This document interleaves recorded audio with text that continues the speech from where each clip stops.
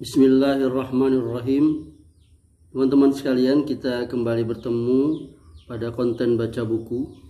Kali ini buku yang akan saya baca adalah sebuah buku yang berjudul Talqis Al-Hamawiyah, penjelasan akidah asma wa sifat dan bantahan terhadap firqah-firqah yang menyimpang di dalamnya. Buku ini ditulis oleh Syekh Muhammad bin Saleh Al-Utsaimin dan diterbitkan oleh penerbit Imam Bonjol. Dan buku ini adalah edisi Indonesia yang diterjemahkan oleh Ustadz Zainal Abidin. Yang saya miliki ini adalah cetakan pertama Zulqaidah 1438 Hijriah, Agustus 2017. Dan ini bukunya.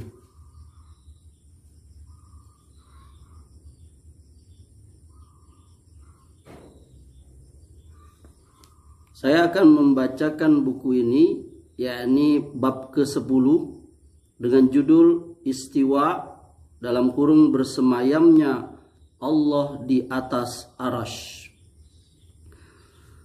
Istiwa dalam etimologi bahasa dimutlakkan atas beberapa makna yang berkisar pada kesempurnaan dan akhir sesuatu. Istiwa tercantum dalam Al-Quran dengan 3 bentuk. Yang pertama mutlak, seperti firman-Nya walamma balagha asyuddahu wastawa, dan setelah Musa cukup umur dan sempurna akalnya. Surah Al-Qasas ayat 14, yaitu sempurna. 2. Digandeng ila, seperti firman-Nya tsummastawa ila sama, dan kemudian dia berkehendak menuju langit. Surah Al-Baqarah ayat 29, yaitu menuju dengan kehendak sempurna. 3. Digandeng dengan ala, seperti firman-Nya litastawu ala zuhurihi, supaya kalian duduk di atas punggungnya. Surah Az-Zukhruf ayat 13. Maknanya di sini tinggi dan menetap. Makna istiwa Allah di atas arasy-Nya berarti ketinggian dan ketetapannya di atasnya yang layak dengan kemuliaan dan kebesarannya. Istiwa merupakan sifat fi'liyah, dalam kurung sifat yang berupa perbuatan, yang diisyaratkan oleh Al-Quran, As-Sunnah, dan Ijma'. Di antara dalil-dalil Al-Quran adalah firman-Nya Ar-Rahmanu 'alal arsy istawa, Allah yang Maha Pengasih bersemayam di atas aras. Surah Toha ayat 5. Di antara dalil dari As-Sunnah adalah hadis yang diriwayatkan oleh Al-Khallal dalam kitab As-Sunnah dengan sanad yang sahih sesuai syarat Al-Bukhari dari Qatadah bin An-Nu'man radhiyallahu anhu. Dia berkata, aku mendengar Rasulullah sallallahu alaihi wasallam bersabda, lamma faraghallahu min khalqi istawa ala arsyihi, ketika Allah telah selesai menciptakan, dia bersemayam di atas arasy-Nya. Catatan kaki nomor 17 disebutkan oleh Ibnu Qayyim dalam Ijtima' al-Juyus al-Islamiyah halaman 34. Syekh Abdul Qadir Al-Jailani berkata dalam kitab Al-Ghunyah, hal ini tercantum di dalam setiap kitab yang Allah turunkan kepada seluruh nabi. Sekian. Ahlus sunnah telah sepakat bahwa Allah Subhanahu wa ta'ala berada di atas arasy-Nya. Tidak seorang pun dari mereka pernah mengatakan bahwa dia tidak berada di atas arasy-Nya. Dan tidak mungkin seseorang menukil hal tersebut dari mereka, baik secara tekstual maupun zahir. Seorang laki-laki pernah bertanya kepada Imam Malik rahimahullah, "Wahai Abu Abdillah, Allah yang Maha Rahman bersemayam di atas arasy. Bagaimana dia bersemayam?" Imam Malik menundukkan kepalanya hingga dia berkeringat. Lalu dia berkata, "Istiwa dalam kurung bersemayam bukanlah satu hal yang tidak diketahui. Caranya tidak diketahui oleh akal. Mengimaninya adalah wajib dan mempertanyakan tentangnya adalah bid'ah. Dan menurutku kamu adalah seorang ahli bid'ah." Kemudian dia memerintahkan untuk mengusir laki-laki tersebut. Ini ada di kitab As-Siyar, juz 8, halaman 100 sampai 101, dan Al-Asma'ul Wasifat karya Al-Baihaqi. Riwayat senada juga diriwayatkan dari Rabi'ah bin Abi Abdurrahman, guru Imam Malik. Ada di Asma wa Sifat nomor 516. Ucapannya istiwa dalam kurung bersemayam bukanlah suatu hal yang tidak diketahui, yakni bukanlah suatu hal yang tidak dikenal maknanya dalam bahasa. Maknanya adalah tinggi dan menetap. Ucapannya, caranya tidak diketahui oleh akal, yakni kita tidak bisa menangkap cara istiwa Allah di atas arasy-Nya dengan akal kita. Sesungguhnya jalan untuk mengetahuinya adalah melalui wahyu. Sedangkan Al-Quran dan As-Sunnah tidak pernah menyinggung masalah kaifiyah atau visualisasi. Jika akal tidak menjangkau dan wahyu tidak menyinggungnya, maka hal tersebut majhul dalam kurung tidak diketahui dan wajib untuk tidak membahasnya. Ucapannya mengimaninya adalah wajib, yakni mengimani istiwa Allah di atas arasy-Nya dengan cara yang sesuai dengan kebesarannya adalah wajib. Karena Allah telah mengabarkannya tentang dirinya, sehingga wajib untuk membenarkan dan mengimaninya. Ucapannya menanyakan tentangnya adalah bid'ah, artinya mempertanyakan kaifiyah istiwa adalah bid'ah.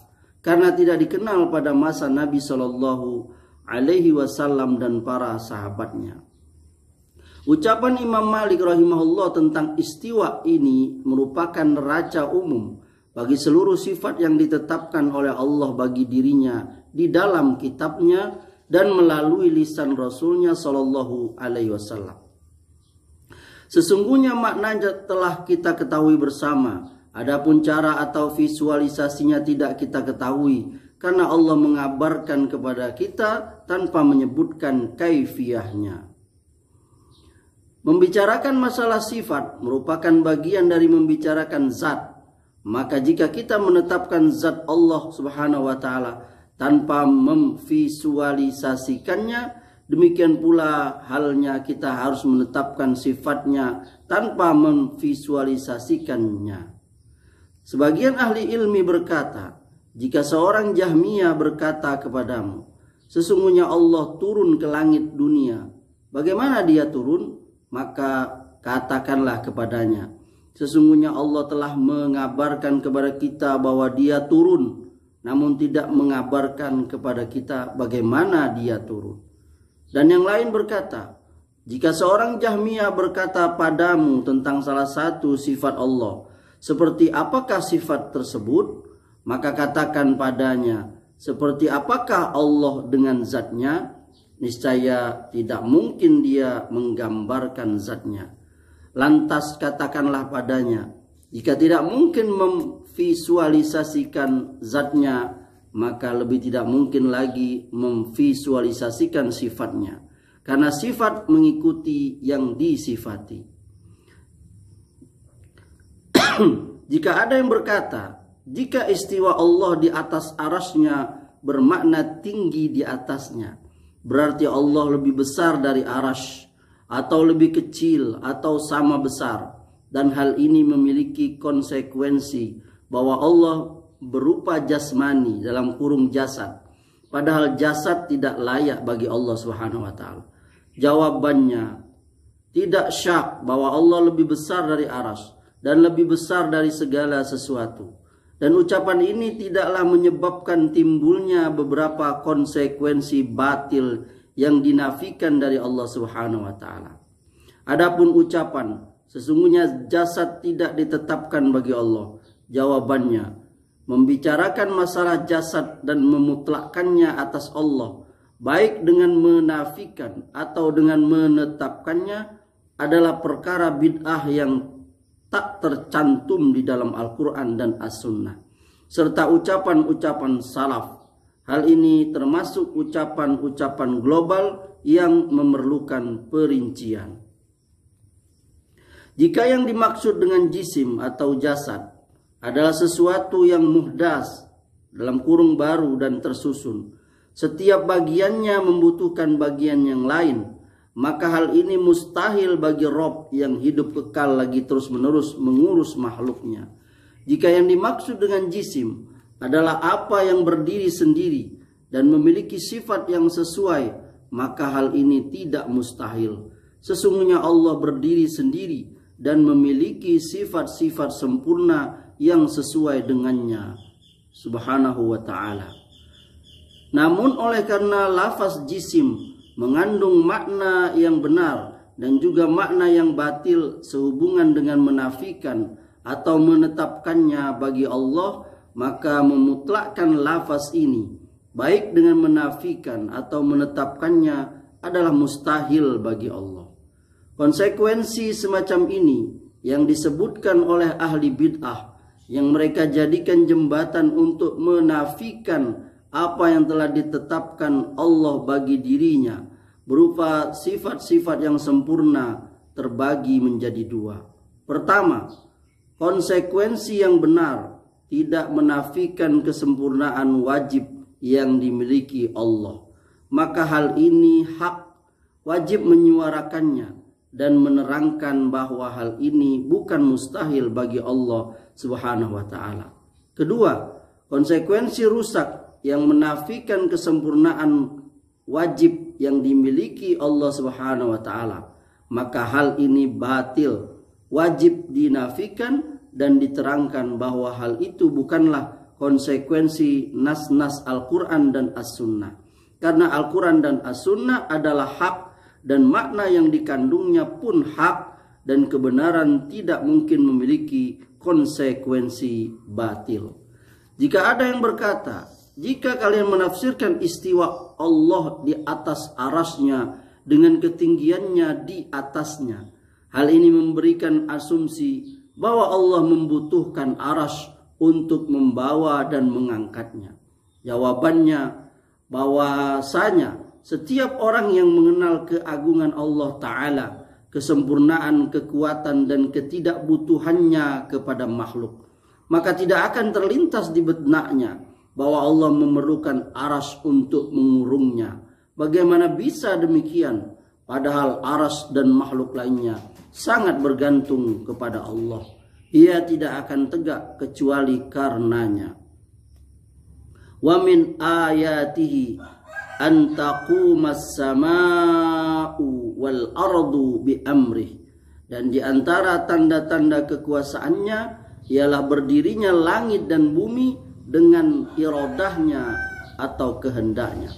Surah Ar-Rum ayat 25. Jika ada yang berkata, apakah benar penafsiran istiwa Allah di atas arasnya dengan istilah atau berkuasa di atasnya, sebagaimana penafsiran ahlu ta'til untuk menghindari konsekuensi di atas? Jawabannya, hal itu tidak benar dilihat dari beberapa sisi. Di antaranya, 1. Konsekuensi tersebut seandainya benar tidaklah menghalangi penafsiran istiwa dengan makna yang hakiki. Dan jika seandainya batil, maka tidak mungkin menjadi konsekuensi nas-nas Al-Quran dan As-Sunnah. Barang siapa menganggap hal itu sebagai konsekuensi nas-nas Al-Quran dan As-Sunnah, maka dia telah sesat. 2. Penafsiran istiwa dengan istilah memiliki konsekuensi-konsekuensi batil yang tidak bisa dipungkiri, seperti menyalahi konsensus salaf, dan berarti boleh mengatakan bahwa Allah istiwa di atas bumi dan lainnya yang dinafikan dari Allah, dan bahwa Allah tidak istila dalam kurung berkuasa atas arsy ketika dia menciptakan langit dan bumi. 3. Penafsiran istiwa dengan istilah tidaklah dikenal dengan dalam bahasa, sehingga merupakan kedustaan atasnya.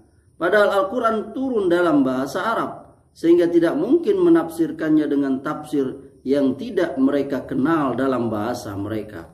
4. Orang-orang yang menafsirkannya dengan istilah mengikrarkan bahwa ini adalah makna majazi, atau lafaz yang dipindahkan dari arti aslinya ke dalam arti baru. Sedang makna majazi tidak bisa diterima kecuali setelah memenuhi 4 hal. A. Dalil sahih yang memiliki konsekuensi memindahkan sebuah ucapan dari hakikatnya menuju majaznya. B. Adanya kemungkinan lafaz memiliki makna majazi yang diklaim dalam segi bahasa. C. Adanya kemungkinan lafaz memiliki makna majazi yang diklaim dalam konteks khusus tersebut, sehingga sebuah lafaz yang memiliki sebuah makna secara umum tidak mesti memiliki kemungkinan memiliki makna dalam setiap konteks, karena pertalian antara lafaz dan keadaan terkadang menolak makna yang mungkin dimiliki sebuah lafaz secara umum. D. Dalil yang menerangkan bahwa maksud dan makna majazi adalah apa yang dia klaim, karena boleh jadi bermakna lain, sehingga harus ada dalil yang menentukan. Wallahu a'lam. Subhanakallahumma bihamdika asyhadu an la ilaha illa anta astaghfiruka wa atubu ilaik. Semoga bermanfaat.